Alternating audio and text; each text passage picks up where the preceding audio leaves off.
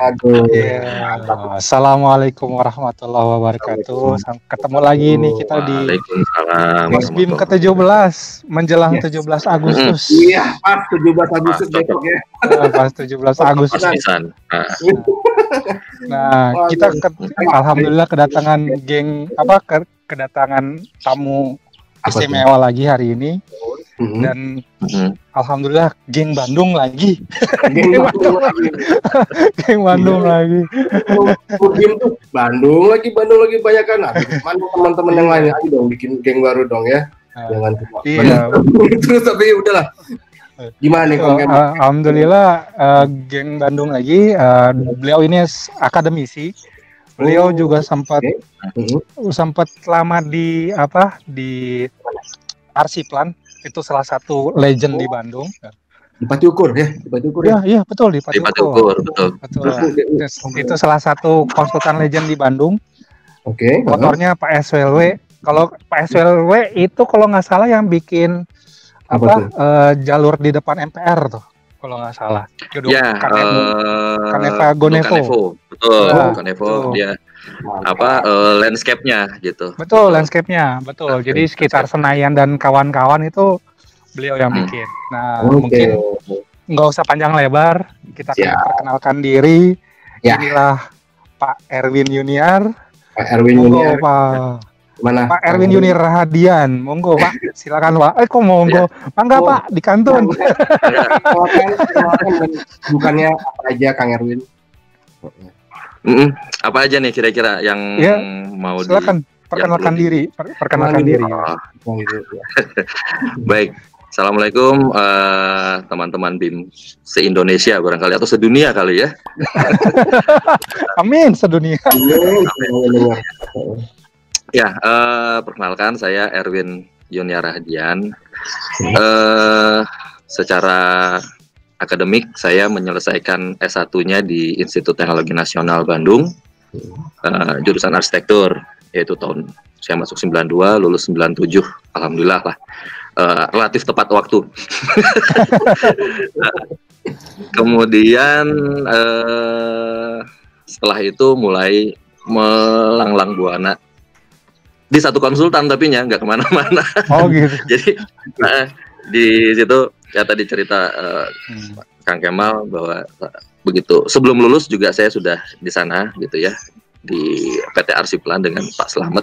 Bukan bekerja sebetulnya, kalau di sana itu belajar. Waktu saya masuk dipanggil, Win, di sini mah bukan kerja ya, kalau sama Bapak mah kan gitu ya, kalau Pak Slamet almarhum sama Bapak mah almarhum beliau di sini mah belajar, kalau mau belajar mah enggak di sini gitu. Oke, saya mau belajar, saya bilang Pak gitu. Alhamdulillah 10 tahun di sana.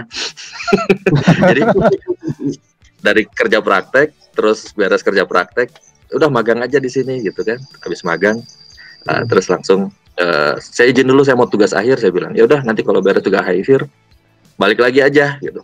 Ya sudah, saya ada tawaran seperti itu, ya balik lagi, belajar lagi di sana lah sampai 2005 gitu, karena saya harus sekolah lagi kan jadi sambil itu juga saya tuh mau ditawari ngajar gitu ya, sambil ngajar ya nggak apa-apa, ngajar gitu ya.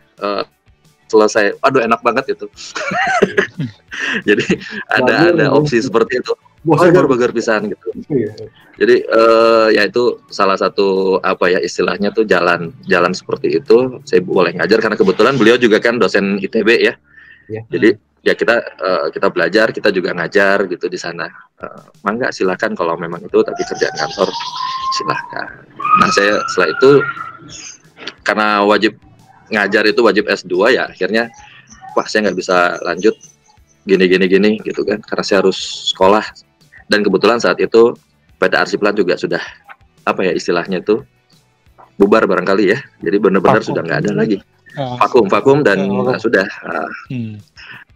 ya sudah. Jadi waktu itu kita semua kalau kata senior saya yang situ mah, Erwin mah ini adalah samurai gitu. Jadi benar-benar yang terakhir, terus sampai akhirnya kita tutup kantor, ya alhamdulillah dapat banyak ilmu di sana gitu ya. Buku-buku juga ya alhamdulillah sih Bapak mah nggak bisa ngasih macam-macam tuh, ambil buku ada berapa dus saya angkut saya. Nah itu pengalaman ininya ya, apa ya sekilas lah pengalaman mulai saya lulus sampai di sana. Dan di Arsiplan kalau cerita tentang apa ya, kita mulai pindah ke digital itu tahun-tahun 2000 itu dengan sedikit rada apa ngadalin kantor lah kalau kata saya mah gitu kan, dulu kan zamannya. Jadi dulu tuh zaman apa ya, dulu kita kenal milenium ya. Iya, milenium bug itu apa? Tahun 2000 yang kegagalan itu ya. Y2K. Numbering 2000 itu ya gue ngerti aja. Terus kemudian beberapa rekanan beliau juga kan dikerjakan di kantor itu sudah pakai CAD semua kan. Ini nggak mau Pak, mau nggak mau kita harus ini gitu. Jadi ya alhamdulillah waktu itu Arsiplan mulai digital itu di tahun 2000-an itu. Jadi mulai dari gambar. Sudah pakai Macintosh ya kalau nggak salah. Masih ada waktu itu pernah lihat tuh. Ada satu buat itu Macintosh, tapi buat administrasi. Tapi udah punya keren loh, berarti zaman dulu punya Macintosh, berarti mindsetnya bagus. Iya dong. Ya lumayan loh gitu, cuma saya lihat wah ini memang jadul banget komputernya Macintosh awal pisan sih. Ya tapi akhirnya waktu itu kita jalan sudah digital lah ceritanya di situ. Ya itu mulai ini ya, karena saya juga tertarik ke digital begitu saat kuliah. Terus kemudian di kantor juga, wah ini kita harus pindah ke digital, masih zaman AutoCAD ya. Nah sudah kita teman-teman senior yang memang tertarik saat itu, saya juga salut juga gitu, mau beralih ke digital waktu itu. Ada Pak Yot, ada Pak Rahmat gitu di kantor.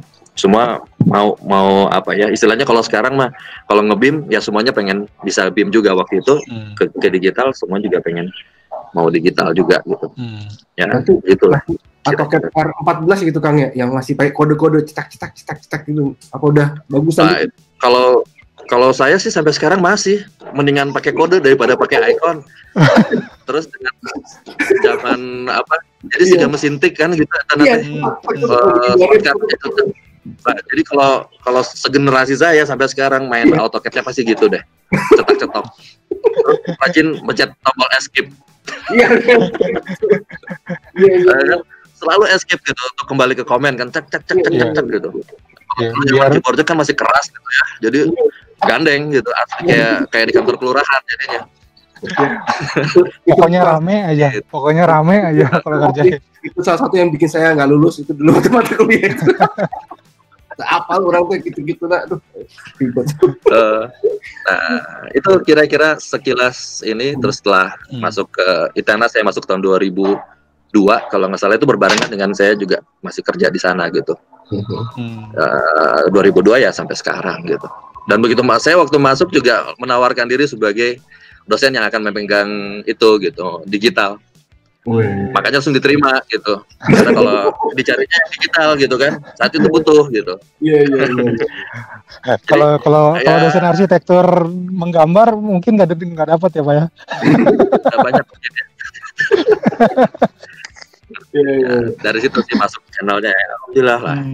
Terus mulai kenal Mas Herdi waktu itu kan. Nah itu ada cerita lain lagi gitu. Setelah kenal itu gitu, terjadilah sesuatu dan akhirnya sekarang gitu. Berarti mulai mengenal BIM sekarang gitu. Berarti persinggungan pertama kali kenal BIM itu dengan Mas Herdi atau gimana? Atau AEC apa? Dengan AEC AEC software atau AEC tools? AEC tools-nya itu ya mungkin setelah di AutoCAD itu kan jadi apa ya ceritanya tuh, AEC yang benar-benar AEC ya setelah kenal dengan Mas Herdi itu. Jadi waktu sempat presentasi di kampus gitu kan, pertama kali yang bikin saya tertarik sebetulnya bukan bukan prosesnya, tapi saya tertarik sama dulu di Archicad versi lama itu ada yang VR-nya ya kalau nggak salah dulu. VR kayak BIMX itu ya? Belum kayak BIMX itu BIMX awal, namanya VR apa ya? Ada VR object, ada VR panoramik. Nah, saya tertarik dengan VR panoramiknya justru yang awal. Jadi pakai apa tuh software Move ya, .move ya, kalau nggak salah gitu. Betul, pakai QuickTime. QuickTime Move. Saya pertama kali tertarik tuh itu gitu, karena saya bilang ini model presentasinya yang nggak biasa gitu. Karena kalau kita bikin animasi kan kita hanya bisa nonton dari awal sampai akhir. Ya, betul. Nah, sementara kalau kita pakai QuickTime itu, kita mau kemana aja bisa, saya bilang gitu. Nah, jadi itu yang bikin saya tertarik. Kenapa sih kok bisa begitu gitu kan? Iya. Nah, dari situ baru kebetulan Mas Herdi presentasi. Nah, ini yang cocok saya bilang buat arsitek, terutama buat mahasiswa waktu itu. Iya. Dulu tuh zamannya 3D pakai 3D Max kan? Iya. Zaman awal itulah, masih zaman kegelapan gitu. Pakai 3D Max gitu. Jadi kerja itu kok capek banget gitu kalau menurut saya. Mereka bikin gambar 2D gitu ya, bikin 3D Max, bikin animasi, rendernya juga nggak sebentar gitu. Iya, betul. Dia bilang, ngapain sih harus lama-lama bikin seperti itu gitu ya buat anak-anak kuliah gitu. Dia bilang, kalau pakai ini, kamu bikin apa, DNA tampak potongan sekali jadi, sampai mau presentasinya pun pakai QuickTime udah jadi. Saya bilang, nggak lama ngerendernya QuickTime. Saya bilang. Nah itu, di awal tuh karena itu gitu, saya tertarik itu, terus ya akhirnya sampai sekarang lah, tidak kelain hati lagi. Tidak kelain hati. Benar, ya ada yang nawarin ini, sok diminta apa, belajar waktu itu ya, dikirimlah ke satu tempat gitu, 4 hari, nggak nempel. Untuk yang lain kok susah banget gitu kalau mulai. Jadi ini mungkin teman-teman dengar apa ya, kalau software yang awalnya dari Apple ya, ini kan awalnya dari Apple kalau nggak salah. Iya, betul. Itu benar-benar user friendly banget gitu loh. Betul. Jadi kita begitu lihat gunainnya juga enak banget gitu, gampang gitu. Betul, iya. Ya sudah dari situ. Iya sih. Ya jadi mengikuti perkembangan 6.5, 7.0 ya, 8, 81, 9. 6 ya kan? 6. Iya. Dia juga tahu yang itu teh, yang seri 7 tuh berapa itu yang bisa QuickTime itu. Seneng sih emang. Gerak gitu kan. Karena QuickTime sebenarnya cuma sebuah file keluaran Apple juga kan, QuickTime kan sebenarnya buatan Apple. Betul. Kan? Ketika itu entah kenapa kok bisa dibuka di PC kan gitu. Dan memang baik lagi benar kata Kang Erwin bicara user friendly, bener saya kalau coba yang sebelah itu installnya lila ya. Installnya udah lama belum makainya kan, tapi ya itulah, itu baik lagi lebih ke kenyamanan ya. Tapi emang saya sepakat kalau yang teman-teman yang basicnya arsitek pasti suka lah sama software ini gitu, pas harusnya ya, secara logika berpikirnya runutnya hampir terbantu lah ya Kang ya, karena jadi itu ya tiket kan, jadi kasih kan gitu. Ya sih. Iya, dan ternyata ini loh Pak Erwin ini juga anggota fanpage-nya Arkilantis di Facebook. Serius kan? Serius. Zaman-zaman Lightworks, zaman-zaman masih pakai Lightworks. Zaman-zaman masih ke Lightworks kan. Thank you banget Bang. Tapi emang sih kita jadi dulu tuh dibikin tuh, saya tuh dulu gara-gara itu kan sama sih waktu kuliah kan, Kang lu udah lulus ya, udah tapi ikut mata kuliah tambahan yang AutoCAD itu kan nggak lulus juga. Kan lulus tapi tugas akhir harus ada digitalnya. Aduh, dulu masih setengah-setengah ya, boleh manual, boleh digital ya. Ya, tapi persyaratan ada 1 lembar harus digital lah, 1 lembar, sisanya kan ya biasa kayak kangkir di kalau salah diukir kayak cutter gitu kan. Nah, harus itu. Terus mana aku lihat apa nih Archicad? Enak ya. Dulu mikirnya itu kayak Photoshop ya kan, terus kayak Photoshop kan, klik gini kayak kalau kita software yang memakai UI yang ada ikonnya kan gitu kan.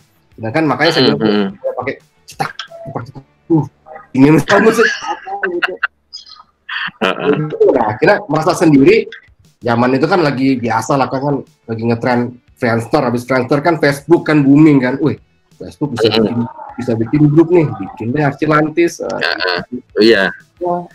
Alhamdulillah sampai sekarang sih emang naik turun sih Kang, cuma ya karena ini juga kita berdua nih sama Om Kemal, kita diajak sama Presiden IBIMI juga, ayo kembangin lagi, ya udah kita kembangin lagi. Akhirnya kita bisa ngobrol sama Kang Erwin sekarang. Iya. Ya itu diracuninya ya balik lagi sama Mas Herdi ya, dari dari RNNDP ya, Reksa Nuansa, kemudian Graphic Shop Indonesia ya dulu. Iya, Shop Indonesia dulu. Iya, atau juga itu Design Works, Design Center, Design Works Indonesia ya. Jadi banyak sekali gitu ininya.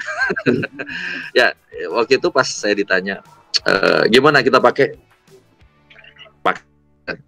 waktu itu masih beli. Jadi Arsiket waktu itu masih beli, masih awal tuh kita beli 10 license, Arsiket 7 waktu itu resminya dibelinya. Ya udah, terus kita apakan? Saya bilang ya kalau memang mau ini kita bikin ininya gitu, bikin training centernya langsung, dan ternyata sama Mas Herdi waktu itu Oke kan, mereka waktu itu masih jadi distributornya kan waktu awal itu. Gitu. Mereka sih distributor. Teman-teman yang boleh jadi. Jadi Kang Erwin termasuk awal banget nih ya, Kemal ya, untuk bikin training center Arsiket ya. Betul. Iya, waktu awal itu, betul. ATC ya sudah, kita bikinkan saja, gimana nanti anak-anak kita suruh training gitu. Sudah dari situ. Terus kemudian masuk lagi Archilantis itu kan. Nah, kenalnya juga dari RD, ini ada grup ini, silahkan bergabung aja gitu. Nah kebetulan ada mahasiswa saya di sana, nggak tahu masih ada nggak, masih aktif nggak, Leo Aditya, itu juga orang situ juga gitu. Ya kan? Oh iya, oke. Iya sih. Dan saya bangga juga tuh Leo, dia tugas akhir satu-satunya itu dia pakai Arsiket. Dia bikin spectrum yang gila gitu. Bikin aja, saya bilang gini. Jadi ya dia dapat A juga, bagus. Jadi akhirnya ketemu gitu. Master di rendering. Ya, master di renderingnya apa? Atlantis. Atlantis, betul. Iya. Saya kenal Atlantis salah satu dari mahasiswa itu gitu. Ada beberapa mahasiswa, Pak ini pakai Atlantis. Kayak gimana sih? Nah itu juga software kedua yang saya bilang saya nggak butuh banyak waktu untuk belajar. Yes. Gitu. Jadi Atlantis tuh bener-bener simple banget. Sampai akhirnya saya dikasih, bukan crack ya, dikasih license sama temen. Ini kamu pakai aja license yang ini punya saya. Yang berapa? Masih itu 4.5 kalau nggak salah. Atlantis masih paling fleksibel kok Kang. Kalau sekarang kan agak berat ya. Paling stabil. Paling stabil. Betul itu stabil.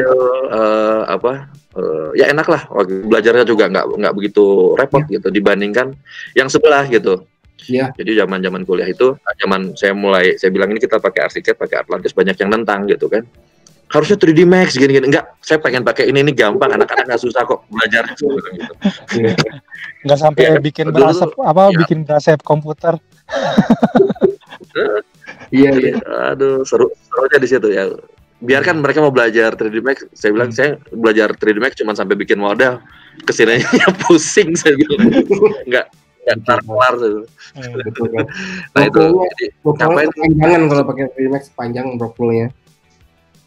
Panjang banget gitu. Terus ya itu usahanya terlalu lama, tapi untuk menghasilkan sesuatu yang sedikit gitu kan. Artinya nggak sebanding gitu effortnya gitu. Kita cetak-cetaknya lama tapi ini lebih simpel, belajarnya gampang. Ya untuk mahasiswa sebetulnya cocoknya yang seperti itu gitu. Daripada terlalu panjang ceritanya gitu. Nah itu kira-kira sekelumit sampai Arsiket, Archilantis gitu kan. Ya beberapa kali sih sempat ada yang help gitu kan di Archilantis, saya jawab gitu, tapi hilang lagi gitu. Nggak selalu nongkrong di situ. Nah, siap. Gitu. Terus kalau menurut Pak Erwin sendiri kan itu kan ketika masih zaman AEC, ketika bertransformasi menjadi BIM, terus kemudian muncul juga Open BIM, itu seperti apa ya Pak? Kira-kira menurut pandangan Pak Erwin sebagai akademisi lah, sebagai akademisi. Dan juga sebagai profesional kan Pak Erwin juga kan praktisi juga kan gitu. Kira-kira seperti apa sih dan apa sih benefit dan manfaatnya? Nah, itu kita kembali ke era-era zaman CAT dulu barangkali ya. Iya. Di Indonesia yang kita tahu hanya AutoCAD kan selama ini gitu. Iya. Ya. Di Indonesia terkait dengan ASE tadi, di kita ya sudah terlanjur stereotip ya, AutoCAD adalah satu-satunya aplikasinya gitu, atau satu-satunya data yang diterima waktu itu kan. Iya. Jadi semuanya harus dalam bentuk DWG gitu. Nah, saya waktu itu udah nggak pernah kirim DWG, saya kirimnya DXF. Oh, oke. Menarik tuh. Karena itu open kan sebetulnya. Jadi dia mau dibuka dimanapun bisa, mau dibuka di Corel sekalipun juga bisa sebetulnya kan. File vector yang masuk open, iya, file vector yang open. Itu kan ya open gitu ya, driving exchange-nya gitu. Jadi, nah itu karena saat itu semuanya di AutoCAD ya seolah-olah jadi monopoli kan. Itu jadi persoalan kalau saya lihat sebetulnya. Jadi kesempatan untuk belajar aplikasi yang lain untuk mahasiswa sudah nggak ada. Padahal waktu itu misalnya ada Minicad gitu kan, ada apa lagi ya? Banyak sekali gitu. Sempat Minicad ya. Minicad, kemudian ada, satu lagi apa ya? CAD-nya juga sebenarnya banyak gitu yang sekarang dia berkembang jadi di bawah MicroStation ya, ada MicroStation. Itu juga kan juga buat mereka modeling atau menggambar lah paling nggak sebelum kita bicara modeling. Tapi ya sudah terlanjur AutoCAD. Ya sudah, waktu itu anak-anak ya kenalnya AutoCAD saja gitu. Nah, di proyek juga begitu kan. Nah, begitu proyek, waktu itu saya agak-agak karena saking sebelnya kita yang bikin terus filenya dikasihin ke orang kan, nggak mau kan. Dulu belum model PDF tuh. Saya kasihnya file ini. Di AutoCAD itu ada. Saya jadi lupa. Jadi kayak filenya file AutoCAD tapi file image-nya gitu. Itu kalau kita mau bikin ini, kalau kamu mau bikin icon gitu kalau nggak salah. Saya kasih ini file dari AutoCAD tapi saya pakai filenya yang lain. Dia bisa buka tapi nggak bisa diedit gitu. Jadi gitu, itu karena kan belum pertukarannya apa ya, jadi ya, dulu sudah isu itu belum sampai ke sana lah, isu kayak gitu kan. Belum kan, jadi belum. Nah, tapi belakangan sih saya pikir kalau kita pindah ke BIM kemudian OpenBIM itu jangan sampai kejadian di AutoCAD itu terulang lagi gitu ya. Softwarenya banyak sekali gitu, dan silakan mahasiswa mau belajar yang manapun, tapi kita konsepnya open gitu, terbuka gitu. Jadi kan nggak bisa kita paksakan misalnya kontraktor ini harus pakainya ini ya gitu ya, sementara dari konsultannya dia pakainya yang lain gitu ya. Nah, itu pentingnya pertukaran data yang sifatnya terbuka gitu, supaya tidak menghambat, tidak jadi monopoli juga gitu ya. Ini kan kalau kita lihat sekarang, saya agak khawatir kalau sekarang juga agak monopoli kalau kita lihat di beberapa KAK yang baru ya, KAK sekarang yang mensyaratkan BIM itu malah lebih strict gitu ya, wajib sertifikat yang 5 huruf gitu kan. Nah, tuh. Terus ditambah dengan LOD sekian, itu kan juga nggak jelas gitu, atau barangkali juga ada sesuatu yang terselubung di belakang itu kan. Ya jangan sampai seperti itu ya, silakan terbuka. Nah, mahasiswa juga silakan dia mau belajar apa gitu, yang lebih suka yang rumit-rumit silakan, kalau mau yang simpel-simpel silakan. Kode keras. Jangan sampai ya terjebak di situ gitu ya, gitu kan. Kalau gitu penetrasinya untuk mahasiswa sendiri, terutama di akademisi di Kang Erwin sendiri gimana?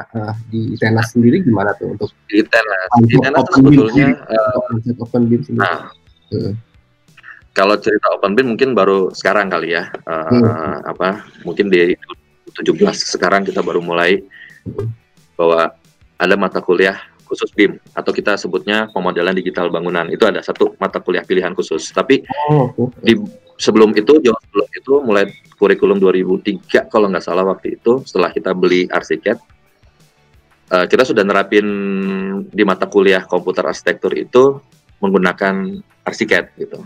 Jadi 2003 udah cukup gitu ya. Jadi itu belum bercerita open BIM-nya, tapi baru bercerita bahwa mereka sudah mulai mengenal konsep BIM-nya itu di sana, meskipun waktu itu istilahnya masih virtual building mungkin ya. Itu brandnya Arsiket, dia pakainya virtual building. Baru mungkin di 2000 berapa 2015 mungkin kesini ya baru yang BIM-nya sendiri kolaborasi gitu. Ya kolaborasi BIM ya, baru ada kolaborasinya gitu dan sebagainya. Nah ini pun juga sekarang masih cukup ini ya, masih cukup apa, karena kita kalau yang Arsiket memang itu wajib di mata kuliah komputer arsitekturnya gitu. Sementara kalau mereka bekerja itu masih belum apa ya, untuk tugas-tugas mereka masih belum strict harus menggunakan BIM. Ini yang mungkin mau kita mau kita dorong supaya mereka sudah mau nggak mau nih untuk sampai tahap tertentu itu masih boleh menggunakan software modeling apa gitu. Nanti selanjutnya pengembangan sampai nanti mereka selesai ya harus menggunakan berbasis BIM apapun ininya, apapun softwarenya. Nah, kalau khusus untuk bimbingan saya biasanya saya paksakan gitu. Jadi kalau di perancangan 6 yang ikut dengan saya wajib BIM. Terserah dia mau pakai apa, mau Arsiket kah, mau yang Revit kah, akhirnya saya ngomong juga. Tapi nggak boleh yang ada botolnya. Nggak boleh yang ada botolnya. Betul. Botol kecap nggak boleh. Kita kan open BIM Kang, jadi apapun ya semangatnya kan yang penting mau software apapun kalau nggak bisa kolaborasi ya percuma gitu aja, karena kan kita yang cari semangat gitu. Dan di Lala juga yang mengembangkan open BIM juga di software yang kita pakai sekarang ini kan sebenarnya mindset kan mereka juga yang mulai kan gitu. Kalau kita lihat sih sejarah-sejarahnya kan kebanyakan yang getol sih malah yang ini gitu kan. Kalau yang sebelah kan lebih ke kalau saya lihat sih close BIM ya ke mereka sendiri aja, nggak kemana-mana kan gitu. Ya. Nah kalau gitu tadi Kang itu berapa SKS Kang tuh kira-kira tuh yang kuliah gitu pilihan itu? Kalau yang kaitannya dengan digital itu total 4 SKS itu yang wajib, ditambah 3 SKS yang tidak wajib yang pilihan. Nah ini yang menarik sekarang nih, justru yang mata kuliah pilihan ini gitu. Menariknya setelah kita sama Mas Menteri ya, kuliah Merdeka Kuliah ya, istilahnya apa sih? Kampus Merdeka, kemudian Merdeka Belajar, seperti itu. Kemarin tuh ditawarin dari mata kuliah arsitektur mana yang berani dibuka untuk program studi lain.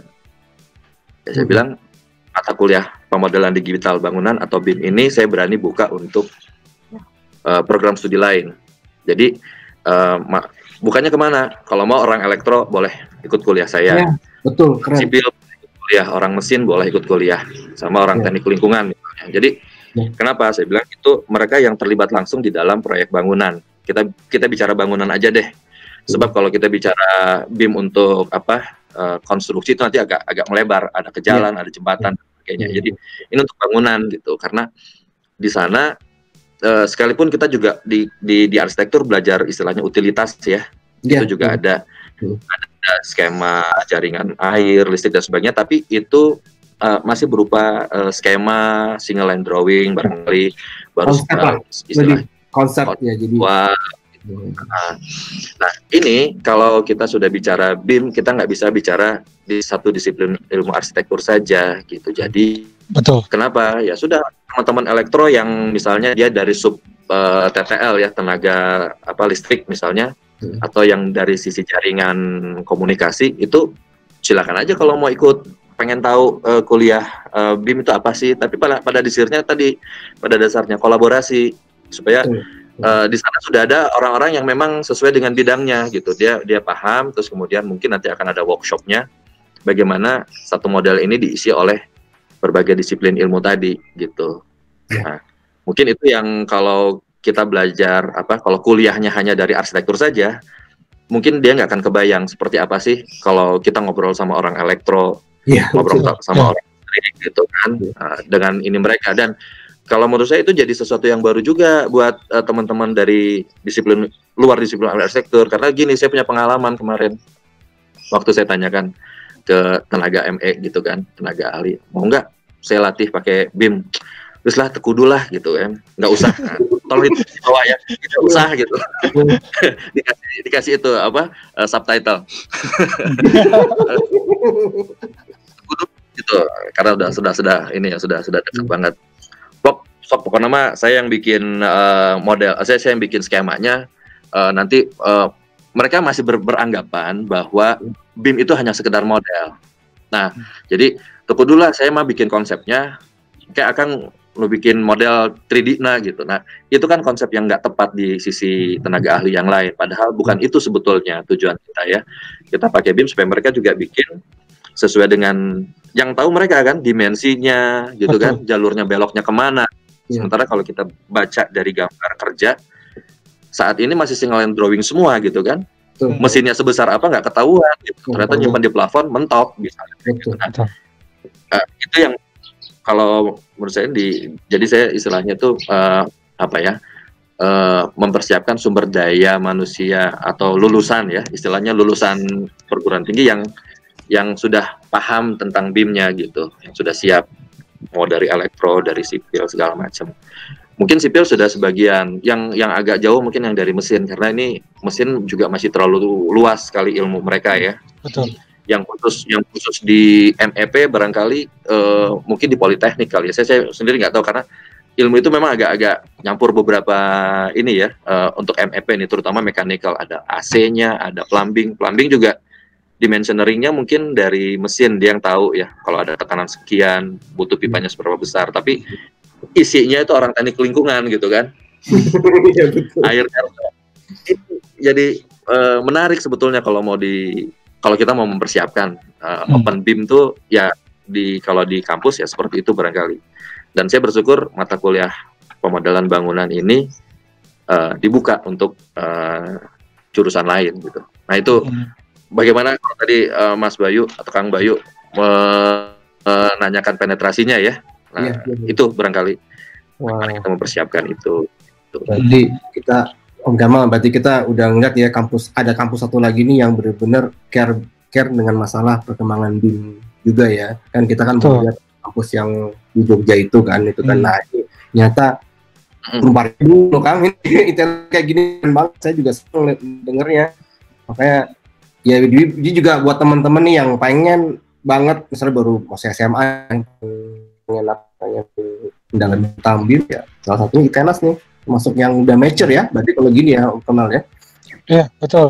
Dan mungkin juga kalau misalnya bisa dilihat mereka sudah mungkin kalau secara teknikalnya mungkin belum besar, tapi secara mindset ini udah luar biasa banget gitu. Udah melibatkan multidisiplin gitu kan, interdisiplin antara arsitektur, kemudian mechanical, terus kemudian arsitektur lingkungan gitu kan, kemudian juga orang lingkungan, terus kemudian juga orang sipil gitu kan. Nah biasanya kan walaupun sebelahan, biasanya arsitek sama sipil kan ASEA wae ya Pak. Iya kan? Oh ini saya tuh malah pengen itu Kang Heru, saya tuh pengen tuh kalau bisa tuh ada mata kuliah kolaborasi sama FISIP gitu kan, FISIP.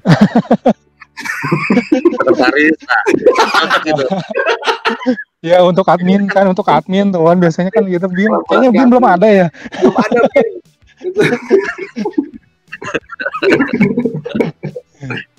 Tapi menarik sih ini. Ya kalau lihat ITERAS sudah kayak gini berarti sudah untuk kampus-kampus lain ya, berarti sudah saatnya nih emang untuk membangun industri udah ke arah sana ya Kang Erwin, industri ya. Apa gimana? Dari teman-teman yang dari lulusan ITERAS tuh ngeliatnya gimana nih? Dari alumni tuh ada masukan nggak dari mereka gitu Kang? Ya kalau dari alumni sih kebanyakan yang saya dapat info dari mereka, ya Pak, setelah waktu itu belajar arsitek kita tidak nyesel kenapa kita tidak pakai terus. Itu jawaban pertama. Ternyata kepake. Itu saya waktu mungkin bukan di awal-awal ya, sekitar di 2010 saya bilang ini teknologi masa depan saya bilang. Dan alhamdulillah ternyata memang terbukti gitu. Ya kita kan semakin sini ingin bekerja tuh semakin praktis gitu, inginnya kan, semakin praktis, kolaborasi itu semakin praktis gitu. Dan itu ya salah satunya dengan BIM ini gitu. Nah ini menarik, waktu beberapa waktu yang lalu ada presentasi dari Ibu siapa ya, kalau nggak salah itu tentang green kalau nggak salah, tapi intinya sih gini, sekarang kalau kita mau bekerja itu bisa 24 jam. Kalau kita bisa membagi pekerjaan itu ke 4 kuadran jadi bola dunia kita bagi 4 kuadran. Jadi dia bilang, oke, kita bekerja kolaborasi, semua punya aturan tertentu. Jadi pada saat Indonesia siang gitu, kita kerja di Indonesia kan, itu malam dipindahin ke tempat lain gitu. Jadi gitu terus muter. Nah itu kan sesuatu yang membuat pekerjaan itu bisa jadi lebih cepat. Itu Open BIM juga kan, kolaborasi Open BIM, dan semua punya standar. Balik lagi, kita punya standar, harus punya standar yang baku gitu supaya bekerjanya juga sesuai dengan standar gitu. Yang lagi ngobrolin sama teman-teman IBIM ini kan nih, yang masalah standar itu. Kemarin gitu ya, seru ya. Padahal nanya cuma sebentar terus panjang, bisa sampai 2 hari itu ngomongin standar. Ya mudah-mudahan cepet lah ini beres masalah. Karena emang ujung-ujungnya karena ya tadi kan akibat peraturan yang viral itu kan dari SK PUPR itu kan, maksudnya ya peraturan itu peraturan keluar tapi hal yang melandasinya belum ada kan, ya lagi paciwa lah gitu kan, makanya di mana tuh KEK dan itu semuanya jadi agak-agak nggak teratur kan gitu. Tapi emang gitu. Itu yang jadi tantangan lah ke depannya nih, dan kita berharap lebih cepat nih teman-teman di IBIMI juga. Tapi Pak Herin ikut terlibat juga? Ya, di dengan timnya presiden tuh. Ada tim juga gitu.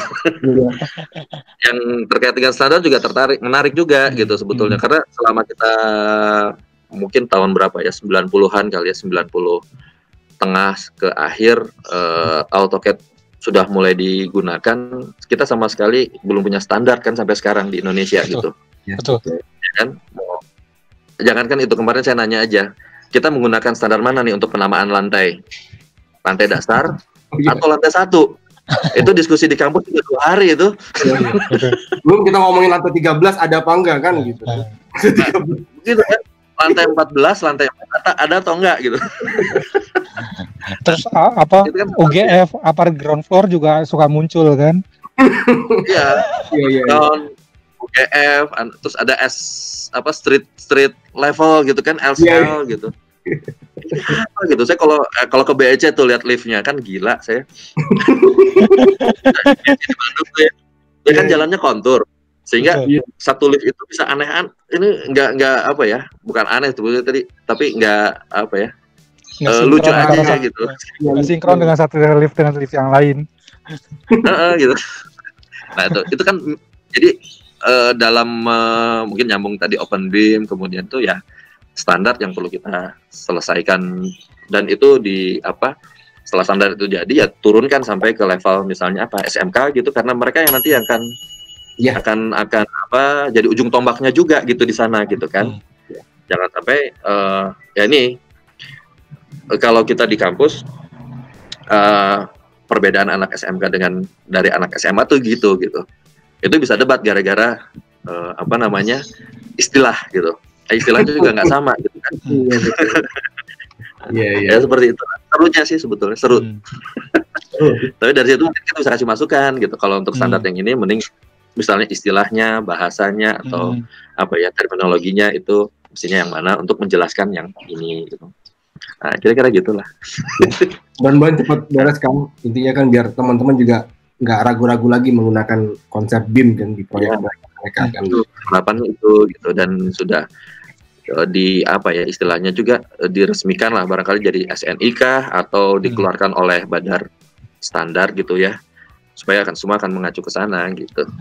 Kita di kampus juga jadi jadi ada kepastian juga nih, kita mau pakai yang mana nih standarnya kalau sudah ada. Kalau selama ini kan bisa pakai yang punya Inggris, punya mana, jadi istilahnya standar eksternal, tapi juga rujukannya kan kita mau pakai rujukan yang mana, Sementara ada yang lain dia lebih senang pakai rujukan yang ini misalnya gitu kan. Pusing juga gitu jadi. Ada yang sukanya pakai milimeter, ada yang sukanya pakai meter, ada yang sukanya pakai inci gitu kan. Itu persoalan lagi itu kan. Ada juga yang sukanya pakai feet gitu kan. Salah gitu masalahnya, iya. Makanya sih lebih ya negara harus punya standarnya lah biar nggak bingung kan. Karena gara-gara peraturannya viral itu tadi kan. Tapi kalau nggak dimulai dari situ juga nggak mulai sih Kang. Harus sebenarnya kan.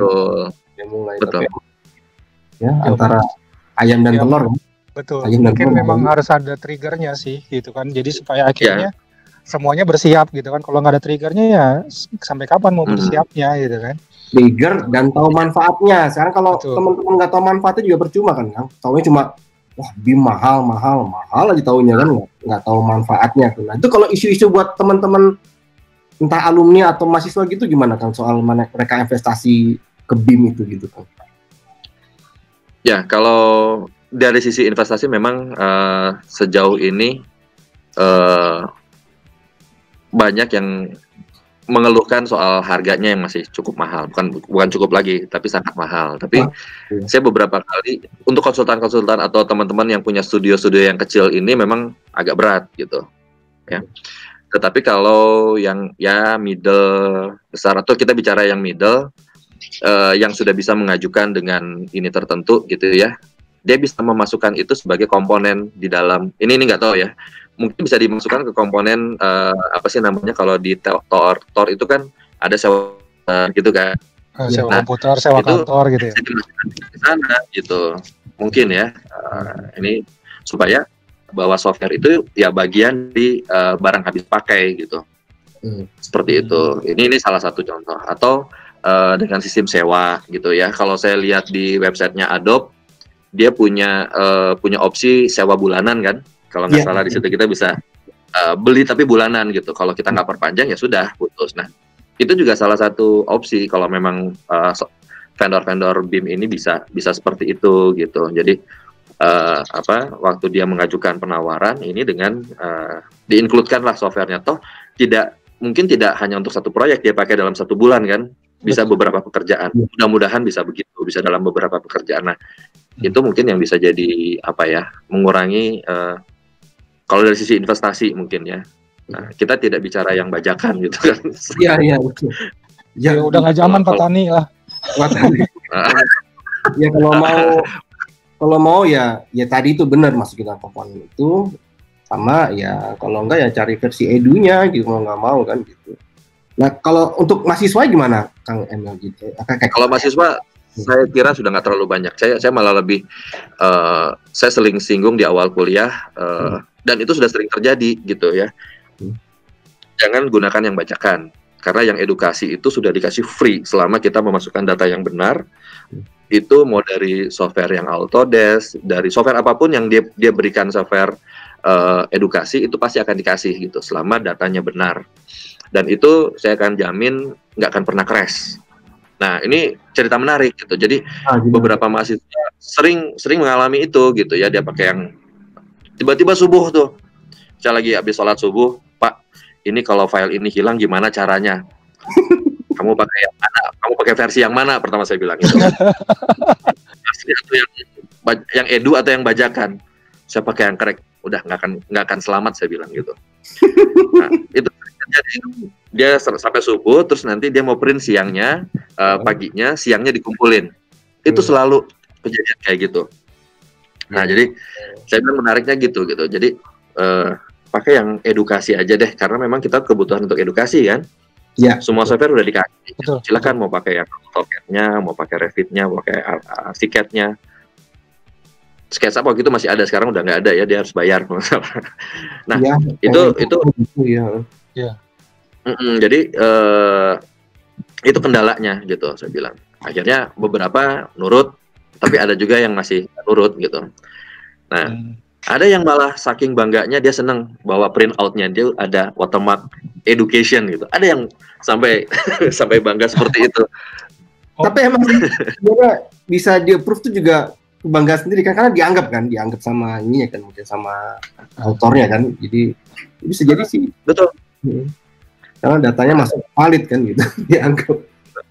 Makanya isi data yang benar semuanya. Nanti kalau misalnya ada kesulitan silakan kontak saya bisa kontak vendornya gitu kan. Misalnya kalau yang Arsiket ada Apliket, kita juga cukup berhubungan baik dengan mereka.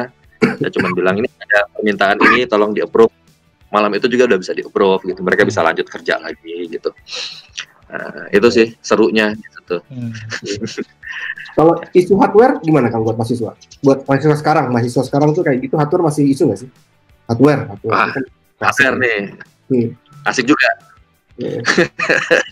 Saya waktu ini cerita aja dulu sebelumnya ya. Saya pernah pakai satu hardware tertentu, terus saya bawa keluar kota, terus akhirnya pas saya ngerender jebol di sana gitu kan. Dan itu jauh dari pusat gitu kan.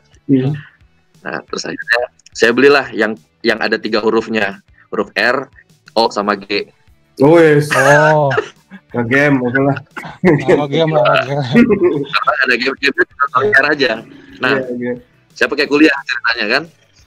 Itu nggak lama, beberapa mahasiswa sudah ROG semua kan, gila. Wah, ini harusnya yang endorse ini mah harusnya.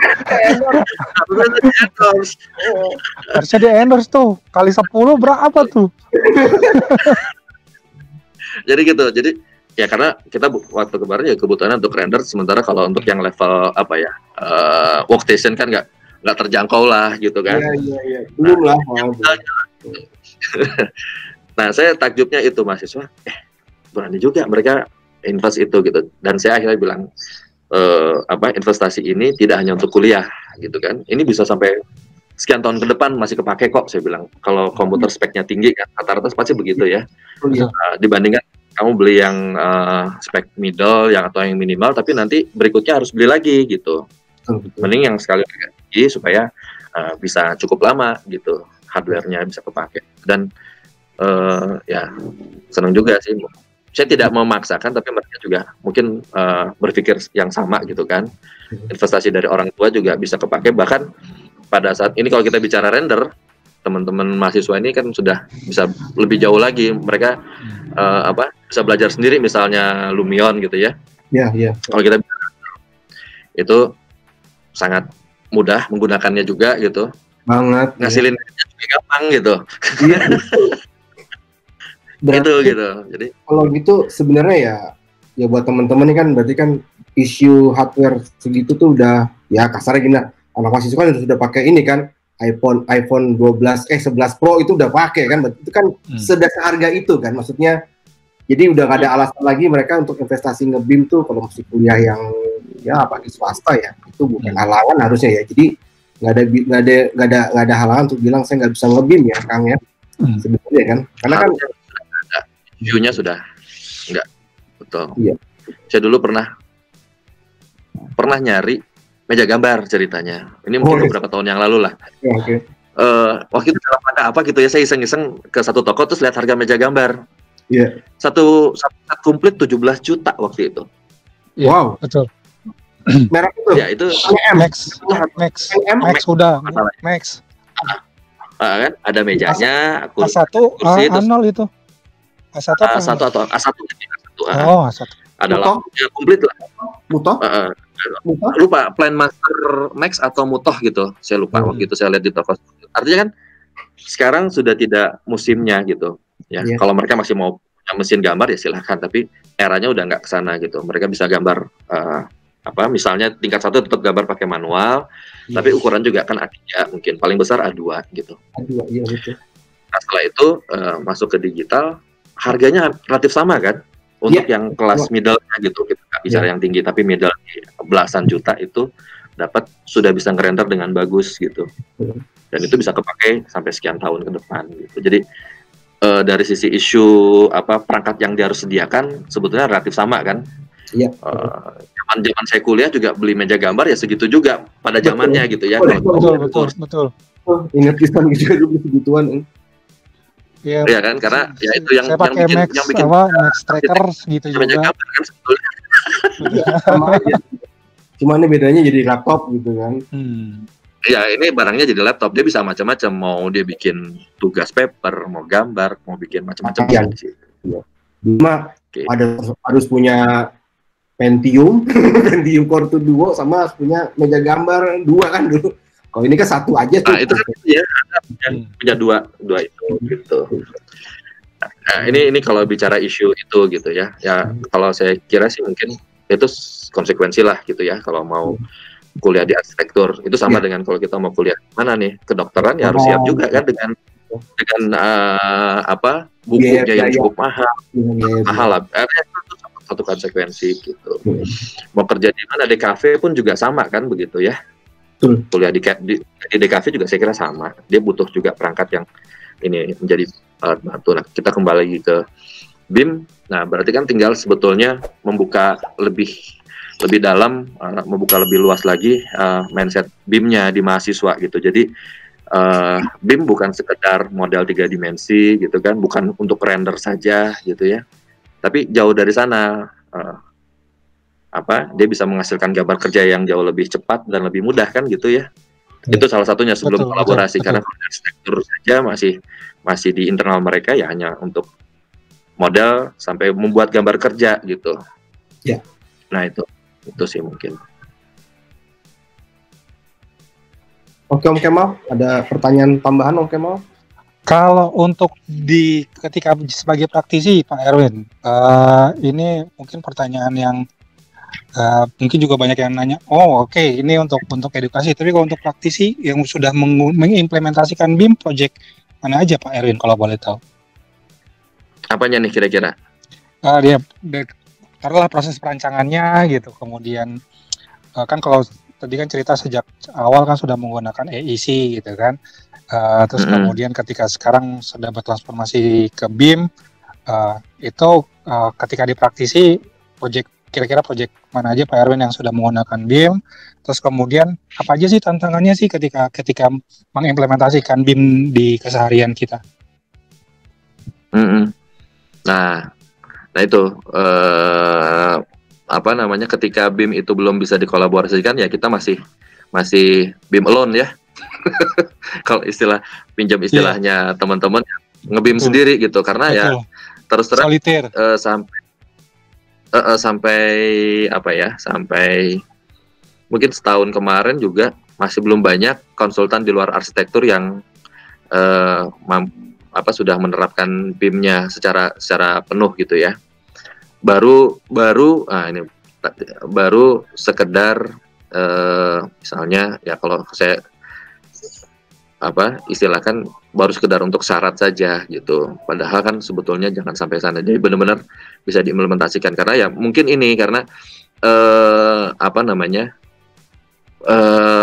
informasi BIM ini baru beredar di kalangan teman-teman arsitektur ya.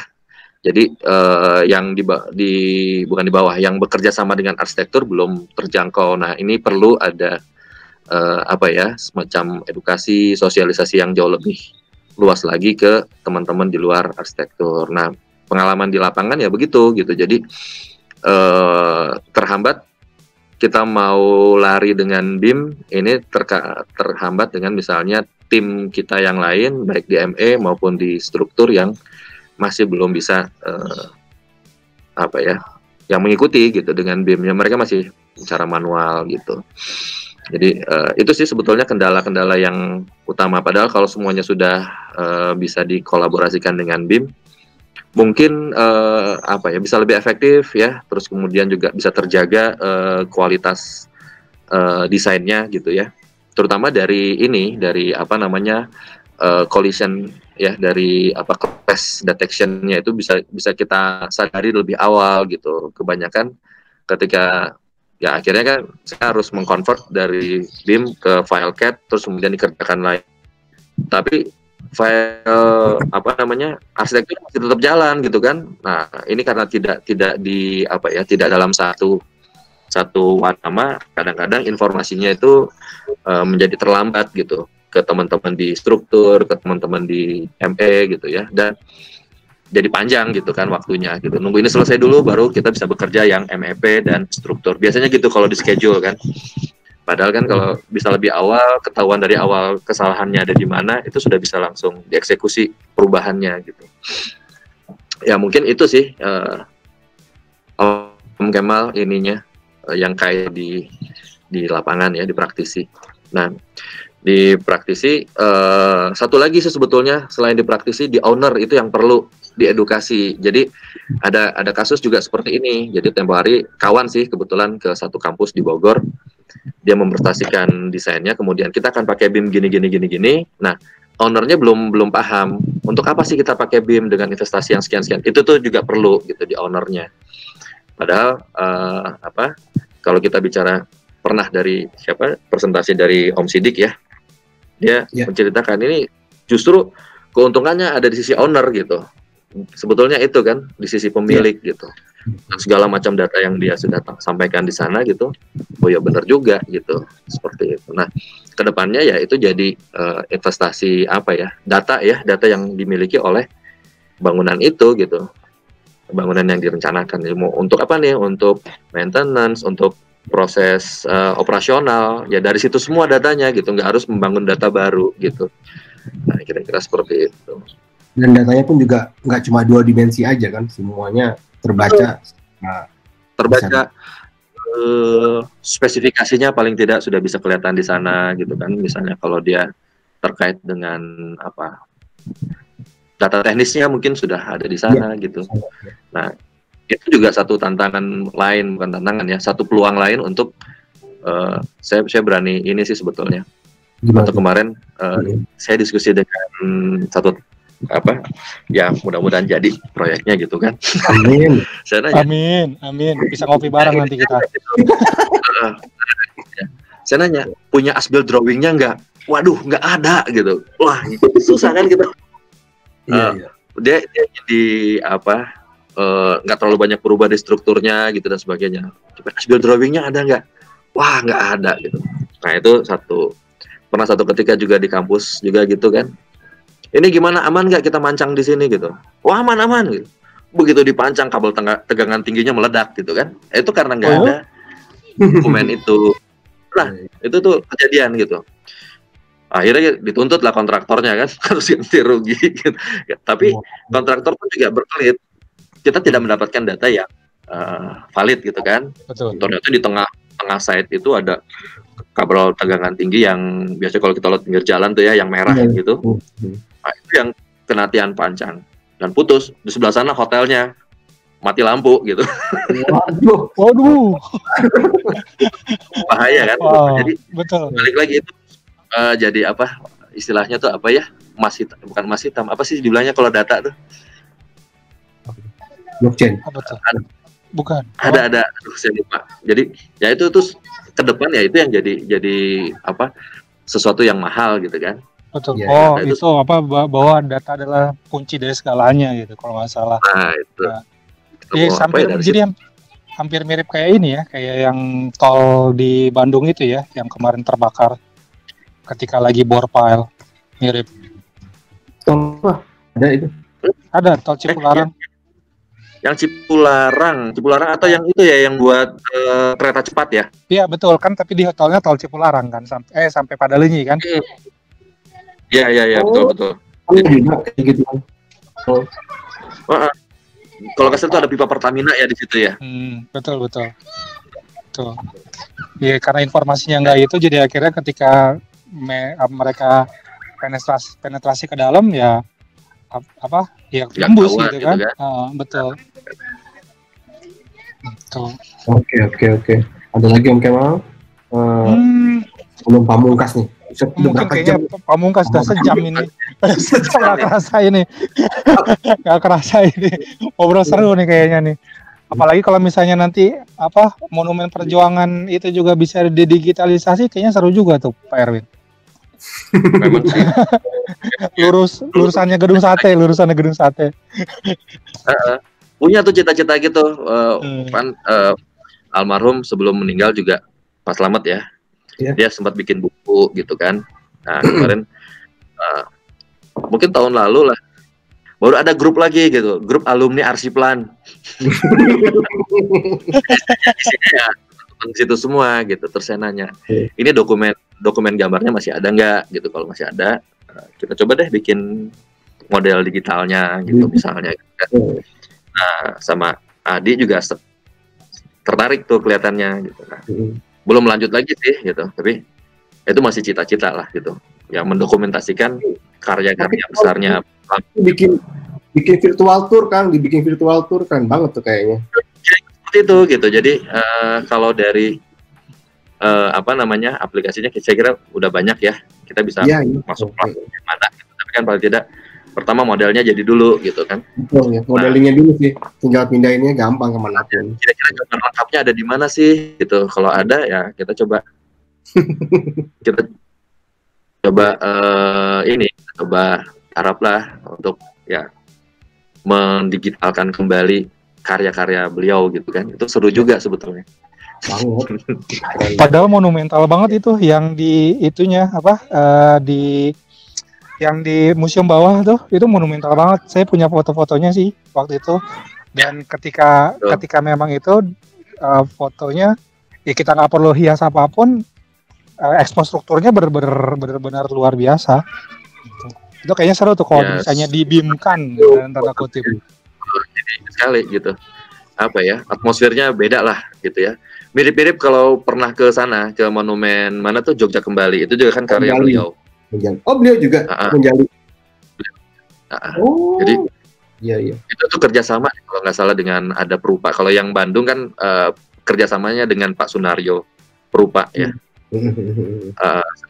Seniman Pak Sunaryo. Yang sana siapa?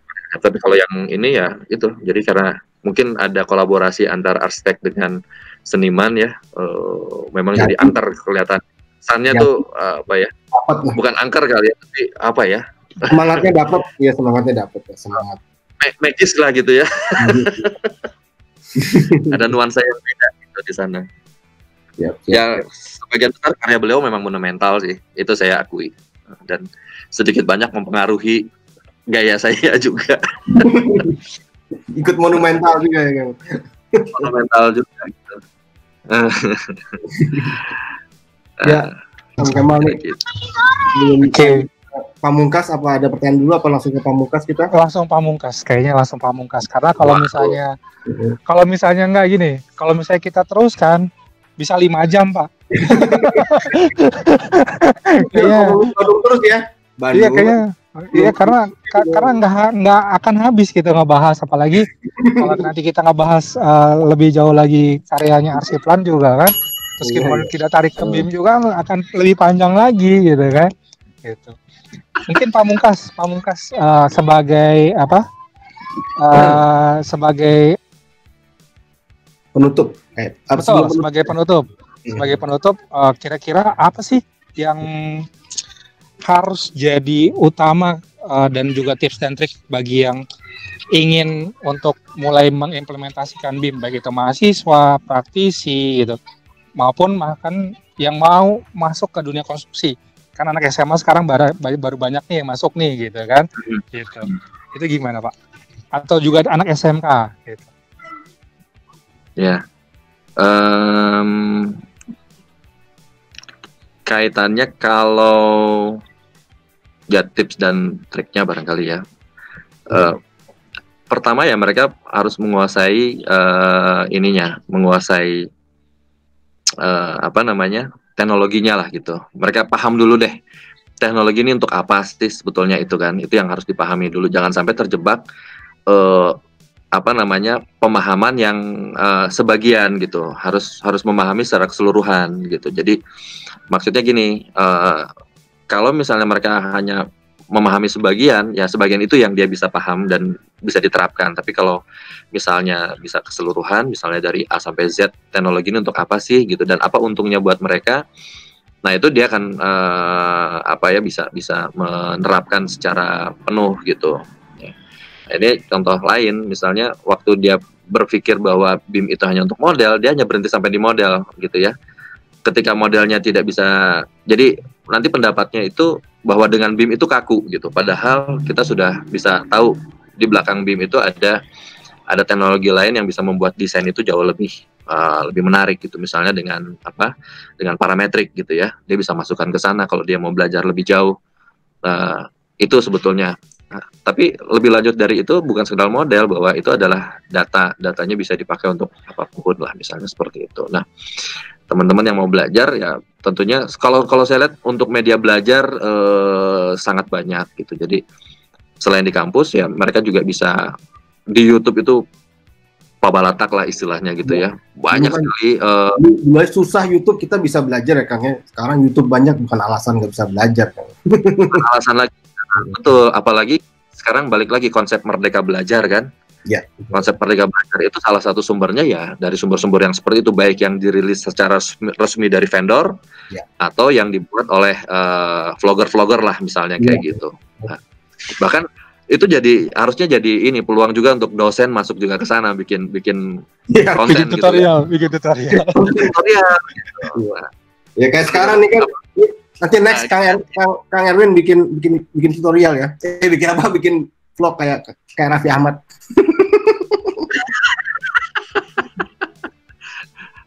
Ya itu makanya kemarin tuh gini yang kaitannya dengan apa konten udah ada. Jadi waktu kemarin kita kuliah online kan direkam. Iya. Kita pakai direkam. Terus pikir-pikir ini tinggal kita poles dikit, naikin ke YouTube gitu. Gitu. Jadi tugasnya tolong lihat video ini klik ini gitu ya. Bisa gitu berarti ya. Memang begitu. Jadi tanda kehadirannya di like dan share. Ya itu gitu. Siapa yang banyak like atau itu, nah itu bisa jadi patokan misalnya gitu. Nah itu. Jadi apa ya? Medianya sekarang sudah sangat banyak gitu. Nggak ada. Jadi gini, memang kemarin abis kita ada diskusi, ada BIMTEK. Generasi sekarang itu generasi sekarang itu lebih kurang suka membaca. Itu harus kita sadari gitu, harus kita akui. Mereka lebih senang melihat ya, melihat atau menonton gitu kan. Visualisasi lah, lebih banyak visualisasi dibandingkan membaca. Anak saya suruh membaca itu langsung tidur. Sama bapaknya kalau baca dikit aja udah tidur. Padahal buku dulu pabalatak ya di arsiplan. Masalah gitu. Jadi itu yang harus kita adaptasi, harus kita bukan adopsi lagi ya, kita harus beradaptasi dengan sekarang gitu. Bagaimana BIM ini bisa disosialisasikan secara masif melalui kanal-kanal itu gitu, mau ke mahasiswa, mau ke owner, mau ke siapapun lah gitu ya yang mau tertarik dengan BIM.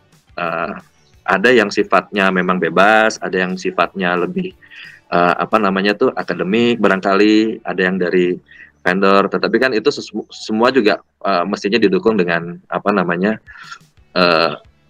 istilahnya tuh kalau kita mau bicara yang valid, datanya harus jelas gitu kan. Kalau kita mau bicara ini untuk vendor untuk owner ini menarik, ini baik untuk owner, apa sih untungnya buat saya? Nah, dari data-data itu bisa disajikan sedemikian rupa supaya owner itu menjadi paham gitu kan, dan ternyata itu keuntungan buat kita gitu kan. Nah, untuk mahasiswa juga sama, mungkin dari pengalaman yang pernah terjadi dari mahasiswa atau alumni yang sudah pernah mengalami itu juga dia bisa memberikan mungkin semacam testimoni kah atau apa gitu ya. Nah, di tugas akhir kemarin juga banyak yang mengeluh waktunya kurang karena harus bekerja sekian, tapi saya bilang bukan soal waktu, karena mahasiswa yang lain bisa menyelesaikan dengan baik juga gitu. Ini kan persoalan juga teknologi yang kamu gunakan itu apa gitu. Masa harus bekerja sampai 3 software kan juga nggak benar.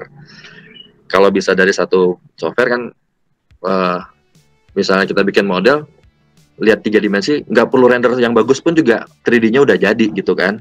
Nggak perlu sampai mewah lah gitu ya, nggak perlu terlalu kosmetiknya terlalu banyak, tapi modelnya sudah bisa ketahuan. Nah ini nggak sempat bikin 3D-nya, kok nggak sempat bikin 3D, nah itu kan itu jadi menarik gitu sebetulnya. Kalau dia menggunakan teknologi yang tepat, harusnya tidak jadi persoalan gitu. Atau yang beda nih, nah ini juga menarik. Kok banyak menariknya gitu ya.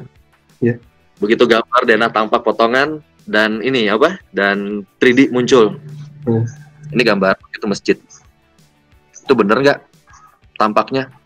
Bener Pak. Ah salah. Yang bikin siapa? Akhirnya gitu kan. Ini yang bikin siapa? Atau orang lain gitu. Oh saya yang bikin Pak. kok yang satunya kubahnya setengah bola ditampak, tapi yang dipotongannya kubahnya kubah bawang gitu, kan beda tuh. Nah, pakai template Pak, pakai template kan, kerjain siapa misalnya gitu. Di 3D-nya juga beda lagi misalnya kayak gitu. Nah, itu kalau menurut saya juga jadi apa ya, penekanannya ada di sana. Kenapa sih kita harus karena kalau kita bicara arsitektur kan kita berpikirnya komprehensif ya, Dena, tanpa potongan itu semua terbayangkan dengan jelas gitu. Nah, yang kita mampu membayangkan dengan itu ada tools-nya gitu. Tools-nya tuh harus bisa dimanfaatkan. Nah, mungkin itu gitu ya, kalau apa tips triknya gitu ya. Kalau mau belajar sudah banyak lah, saya kira di samping yang dari kampus mungkin ya, materi-materi itu, bukunya juga banyak kalau mau baca, vlog atau YouTube juga banyak. Nggak ada alasan lah sebetulnya, atau nggak ada hambatan mestinya ya di luar yang kaitannya dengan lisensi, mungkin itu. Iya, tinggal niat kan, kalau ya kan niatnya, iya, yang berkembang, jalannya tidak ada. Kadang-kadang kalau keluhan saya, kadang-kadang mahasiswa lebih percaya kakak tingkat dibanding dosen eta hese. Gimana senior pokoknya. Gimana senior, lebih percaya senior itu, aduh, saya tuh kadang-kadang sebel banget gitu. Iya. Seniornya bilang diikutin, dosennya nggak diikutin sama dia. Nah, itu curhat, itu nanti dipotong aja, nggak usah dimasukin. Udah terekam. Kita nggak ada edit kok Pak, nggak ada edit. Nah, dalam menggunakan software juga begitu. Mahasiswa lebih mungkin cenderung lebih melihat kakak tingkatnya dia pakai softwarenya apa gitu. Betul. Nah, itu juga kalau menurut saya masih agak-agak apa ya, menjadi hambatan juga. Kita ngocehnya panjang lebar tapi nggak didengar gitu. Nanti pas di ujung baru iya Pak, saya nyesel kenapa waktu itu nggak pakai itu. Nah, itu jadi selalu seperti itu. Gitu kali, Om Kemal. Oke, siap. Oh, berarti nyambung nggak dengan pertanyaannya? Saya bisa nggak nyambung? Nyambung bisa. Nyambung pisan. Justru kesimpulannya bisa dibilang ini udah berarti terakhir itu tadi nggak ada alasan lagi bahwa kita nggak menggunakan BIM metodologi atau BIM mindset ini gitu kan. Bahwa ya mau belajar BIM ini apa channelnya banyak, terus kemudian investasinya juga ternyata ya 11-12 lah dengan investasi yang memang harus kita keluarkan gitu kan, baik hardware maupun software gitu kan. Kalau untuk mahasiswa atau SMK edukasi ya secara software juga edu udah free gitu kan, gitu. Hampir semua software ada educationalnya. Terus kemudian juga untuk hardware ya sehari-hari gadget yang kita pakai juga pun bisa dipakai gitu kan, dalam artian sudah capable untuk di area situ. Jadi udah nggak ada udah lebih sama ini. Halo? Ya.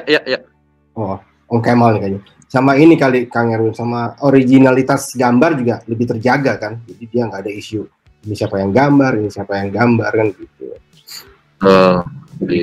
Di kemarin juga di studio saya bisa merhatiin ini yang dia bekerja sendiri. Nah, yang ini yang banyak tuyulnya gitu.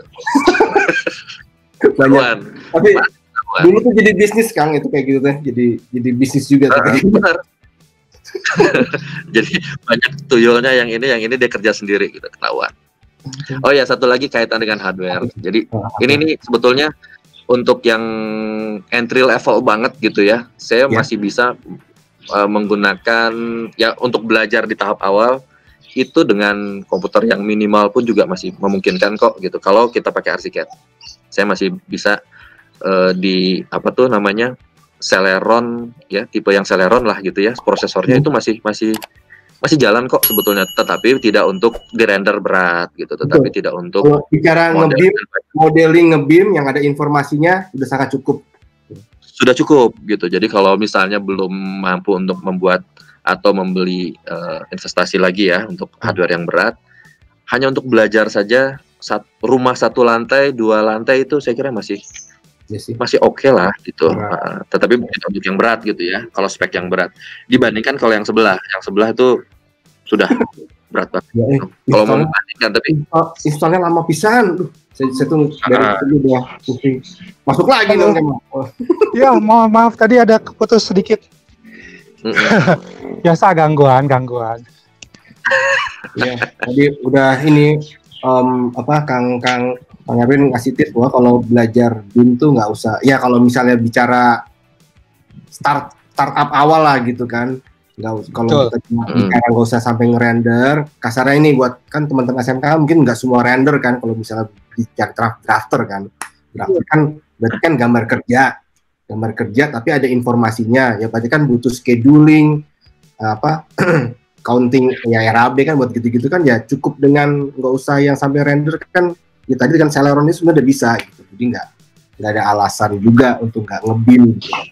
Karena ya intinya kita harus tahu manfaatnya kita pakai software ini buat apa gitu. Kalau bisa keluarin RAB dan sebagainya sekali jalan udah gitu dan itu cuma hitungan sesuai dengan apa yang kita gambar kan. Jadi nggak usah harus jadi dulu PDF-nya dihitung lagi kursi ada berapa biji kursi, jendela ada berapa biji, kan bila deh ya teman gitu. Ya, gitu kira-kira jadi. Ya. Betul. Wah mantap nih sampai oke mau terputus lagi nih berarti pamungkasnya putusnya nih udah. Betul. Lagi di luar kayaknya. Gimana? Ya. Lagi di luar dong kayak kelihatannya. Iya. Iya biasa kan saya harus cari suasana baru. Di luar aja masih keputus gimana di dalam gitu. Cari sinyal tepatnya. Sinyal. Nah itu persoalan lain ya sinyal ya. Kalau dibahas lagi bisa lagi. Ya itulah di dunia digital sekarang banyak tantangan tapi ya source ada semua tinggal kita mau niat apa enggak. Lepas ya dan harus dicoba dulu supaya kita tahu kendalanya apa sih gitu. Betul. Kalau belum betul. Kita baru ngomong-ngomong ya nggak akan tahu kendalanya apa sih gitu. Betul, dicoba dan dilakukan. Action. Iya, betul. Ada actionnya gitu. Siap. Oke, siap. Mantap banget nih Om Kemal penjelasan dari Kang Erwin nih benar-benar menyeluruh ya kalau buat teman-teman yang mau mulai nge-BIM nih sudah ketahuan lah daging-dagingnya kalau kata Mardigu kan ini daging-dagingnya banget. Daging sekarang lagi heboh kan lagi. Daging-dagingnya. Tapi nggak ikut teori konspirasi kan? Dan lengkap. Teori konspirasi kan? Ikut nggak teori konspirasi Kang Erwin? Membaca saja tapi tidak terlalu diresapi. Takut koslet otaknya. Ya, betul benar-benar lengkap sekali gitu kan karena ya bisa dibilang beliau ini dari praktisi kemudian juga pengguna user gitu kan juga akademis pengajar gitu kan dan legend legend pisan gitu kan temennya legend semua temennya gitu kan teman-teman itu ada maksudnya geus kolot eta teh. Saya mah masih muda masih ngora pisan. Kata lainnya gitu ya. Meja dengan kolot eta. Jadi kan berarti kalau bukan yang kolot-kolot aja sudah tahu BIM masa yang muda-muda enggak kan? Nah, makanya itu salah satu pesannya adalah itu. Salah satunya pesannya adalah itu. Jadi jangan sampai kita udah bukan zamannya lagi kita kasih excuse untuk BIM gitu kan. Ini udah waktunya, udah revolusinya gitu kan. Jadi udah ada peraturan menterinya gitu kan. Terus kemudian standarnya pun sedang dikejar, dikebut. Ya, jangan sampai begitu standar sudah ada, terus kemudian semua masih belajar bikin heboh, masih belajar bikin kan kagok. Masih belajar juga bikin lantai ya sampai mau kapan gitu kan. Jadi ini udah saatnya gitu kan. Dan pertepatan dengan 17 Agustus 45 kita jadi merdeka gitu kan. Nah, itu merdeka kan. Satu lagi jangan sampai itu yang kita takutkan itu kan justru kue kerjaan yang ada di Indonesia ini dimakan oleh orang luar gitu loh. Nah, itu dia. Itu yang penting. Nah, itu selalu saya bilang ke anak-anak mahasiswa. Sekarang kamu harus belajar ini. Jangan lupa loh, di ASEAN aja itu orang Vietnam udah belajar ini. orang Filipina belajar ini gitu kan. Bahkan di Vietnam itu belajar sampai bahasa Indonesianya loh di sana gitu kan. Kita nggak belajar bahasa Vietnam di sini gitu. Karena di Indonesia itu dengan luas wilayah yang sedemikian rupa itu proyeknya tuh selalu ada kan. Pasti dan ada. Itu tuh jadi ini gitu loh, seksi gitu loh buat orang luar kan.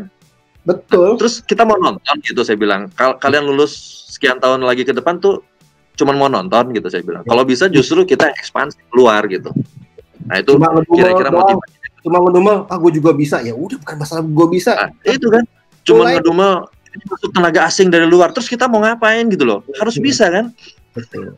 Mahasiswanya harus mampu gitu. Karena betul. Makanya harus show off dari sekarang kan gitu. Jadi jangan mereka udah masuk baru show off telat gitu. Dari sekarang lah show off. Betul. Sama hampir sama dengan seperti Mas Aryo. Masa kita cuma hanya punya Mas Aryo Susanto aja gitu kan? Di Australia. Dia cuma di Australia. Iya. Gitu. Kan kita harus punya Mas Aryo lagi yang lain gitu kan. Jangan sampai kita malah jadi dijajah gitu kan. Dijajah dalam artian ya kita kalah sama mereka gitu. Kita nanggung banyak kan. Harusnya yang pinter banyak. Cuma betul. Mentalnya yang mungkin nggak tahu ya. Mungkin tiap orang beda-beda. Tapi cuma ya inilah kita harus membangun kayak gitunya sih. Betul.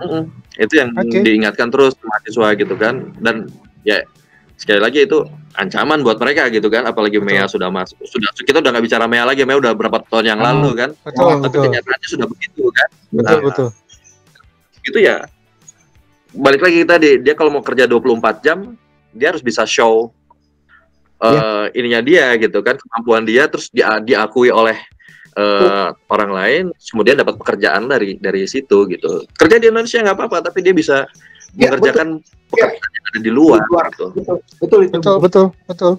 Kan fasilitas banyak, kan kayak ada tuh namanya band apa tuh yang bisa kolaborasi sama band luar. Ya kayak gitu aja kan. Cuma ini kita di dunia gitu kan. Itu dia di dunia musik, di dunia AEC. Ayo jadi artisnya AEC gitu, gak usah musik aja, kita bisa jadi artis juga gitu, benar kan? Kita harus show off. Betul, apalagi orang Bandung kudu eta mah. Aku jago soal gitu harusnya. Nah itu bukan anekdot juga sih, tapi kenyataan sebetulnya Kang. Zaman normal ya, zaman normal. Nanti kalau zaman normal itu biasanya kalau bulan-bulan Desember menjelang tutup buku, terus kita ke bandara ya. Itu ketemu dengan orang Bandung, konsultan dari Bandung yang mau presentasi laporan akhir. Itu pasti bisa lewat gitu. Coba. Ada sih ini nih. Itu satu pesawat tuh. Iya. Menarik ya. Begitu. Konsultannya di Jakarta tapi yang ngerjainnya orang Bandung gitu. Biasanya gitu emang. Iya, seringnya gitu. Punya proyek orang Jakarta, ujung-ujungnya outsource-nya orang-orang Bandungan gitu. Tapi ya alhamdulillah sih. Kalau bisa Bandungnya yang kenceng dong gitu. Karena kan juga sekarang kan dengan digital kan apapun bisa terjadi kan. Harusnya sudah keniscayaan ya sebetulnya kita sudah dihadapi sama seperti itu. Kita juga ngerasain sih dengan kita juga Arsilates ngembangin ke digital juga kerasa sih Kang. Jadi emang ya di luar juga kita juga show off keluar juga lebih enak. Ya semuanya ada Kang Erwin juga, dari IBB juga. Ya gitulah. Kita pengennya dengan berkembangnya Arsilates ya juga buat teman-teman juga nih berkembang juga. Ya buat merah putih lah ujungnya 17 Agustus besok. Ya betul besok 17 Agustus tahun makin maju kan dalam menjaga kedaulatan ya seperti itu gitu. Betul. Berjuang lebih kepada skill kita gitu kan, bukan berjuang lagi dengan tumpah darah gitu kan. Numpahin keringat aja. Kasarnya di luar sebelum cari duit di sini, orang luar cari duit di sini, langkain dulu gua kan gitu. Betul. Oke, siap. Mungkin terima kasih banyak Pak Erwin. Ya. Atas waktunya gitu. 1,5 jam loh kita. 1,5 jam ya. Nanti mungkin kalau sudah nggak pandemik lagi, kalau ada acara offline support ya Kang Erwin ya. Kalau ada acara siap insya Allah sama-sama. Kalau misalnya nanti di Itanas juga ada kegiatan, kita perlu dukungan teman-teman komunitas kan, itu juga saya kira kita juga boleh gitu kan kalau ada presentasi sesuatu ke sana gitu, kalau ngadain kalau ada boleh, sangat terbuka. Bahkan saya kemarin baru ngobrol sih sama Om Kemal. Saya tuh kita sering mendatangkan kuliah tamu gitu kan, kuliah tamu dari praktisi paling tidak gitu. Nah, Om Bayu.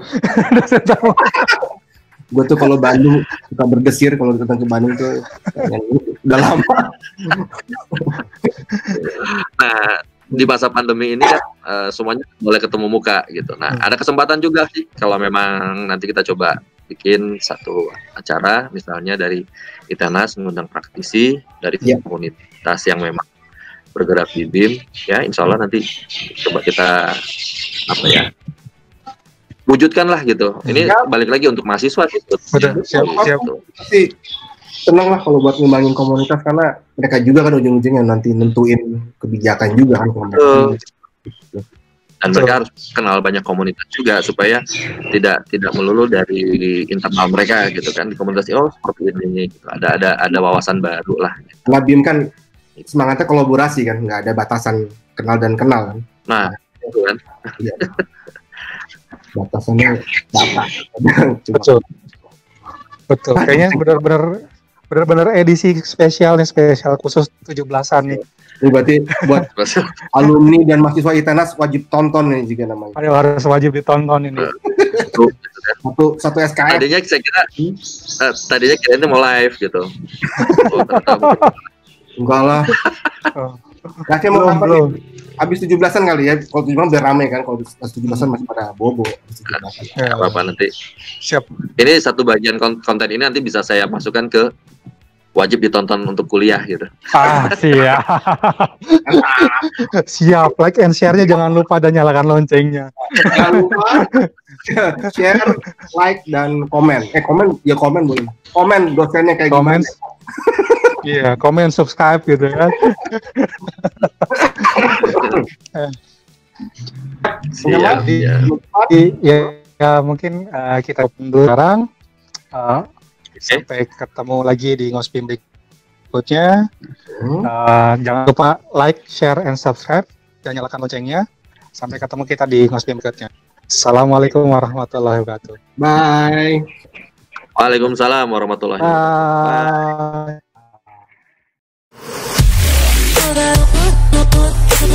Bye.